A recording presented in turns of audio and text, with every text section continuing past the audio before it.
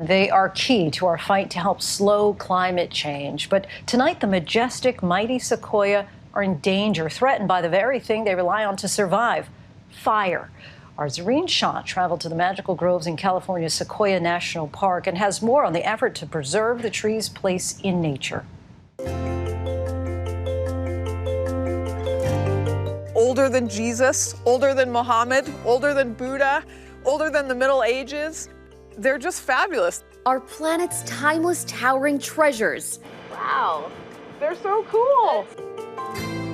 The ancient sequoia trees. They speak to us as human beings about longevity and time and deep history and resilience. But that resilience is being tested as human-caused climate change is fundamentally altering the fabric of our planet's forests. Up until just a few years ago, is just virtually unheard of that fire could actually kill these incredible trees. Considered by many the largest trees on planet Earth. You go on a hike to walk around this thing. General Sherman has stood here an approximated 2,300 years. These guys are the masters of survival, of weathering insects and fire and storms and drought.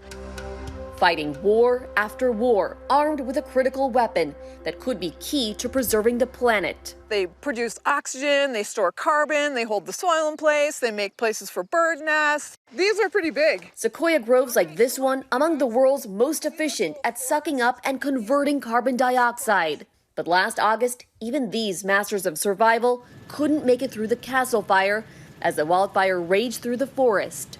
Chrissy Brigham, the chief scientist overseeing the sequoias at the park, was devastated seeing the charred trees. It really, sorry, getting teared up, really has been like a multi-stage grief process. When the fire was burning, we got together and rapidly tried to prioritize all the groves that we thought the fire might get through and talk to the fire team about, can you backburn some of these to protect them? It wasn't enough. This fire was too much for even the strongest giants to bear. It's heartbreaking and devastating. A startling report expected later this month details an incredible loss. 10% of the world's native sequoias brought to the ground. It's thousands of years of living history that were lost in one fire event that we can't get back. We cannot get back in our lifetime. It's going to be hundreds of years. Part of it is us. Human-induced climate change. The area's gotten hotter and drier, and that the temperatures have changed so much. You can see we're going to be working right off the generals. But it's also about past mistakes and an ongoing debate about how to manage our forests. Climate change is supercharging fire conditions, making it a challenge to balance the natural role of fires in ecosystems with the dire destruction these scorching infernos can cause.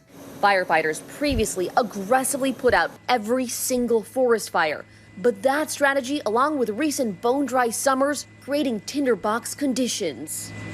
If you had the absence of fire for a period of time, you have a lot of other trees that are growing up that wouldn't normally be there in a natural, healthy forest. A lot of that unchecked growth providing a ladder for flames to reach the higher-up sequoias, creating far more intense fires. That combined with drought is what creates the devastating combination of factors that we saw in the Castle Fire. So now, park rangers are intentionally lighting the forest on fire. So this is how controlled this fire is right now. That guy in the red hat, he's the burn boss. He's watching every inch of these flames to make sure it stays in a prescribed area, just in case he has to trigger a truck right there to jump into action. And they're doing so to try and save it. By doing a prescribed burn, we're mimicking some of those effects of what naturally occurs and has occurred for thousands of years. On this day, about 50 park firefighters were in the field, closely torching extra fuel just feet away from the visitors' entrance. You can feel just how hot this fire is, and the fuel is so dry, this fire is spreading rapidly. Close to 3,000 people live in the adjacent communities. We realized that we really need to take a proactive approach to fire management. We can't just be playing defense anymore. The inside of the sequoias providing clues to the past. Every hole you see here is a fire scar. It tells us what the conditions were like as this tree survived multiple low-intensity natural fires for generations. Sequoias actually rely on low-intensity fires to survive. The natural blazes help the trees create offspring. And that means not necessarily putting out every single fire. We don't want to put out every single fire. We want to make sure that we're managing fire for what the conditions and what these species actually need. Letting the park burn in hopes of saving the sequoia species.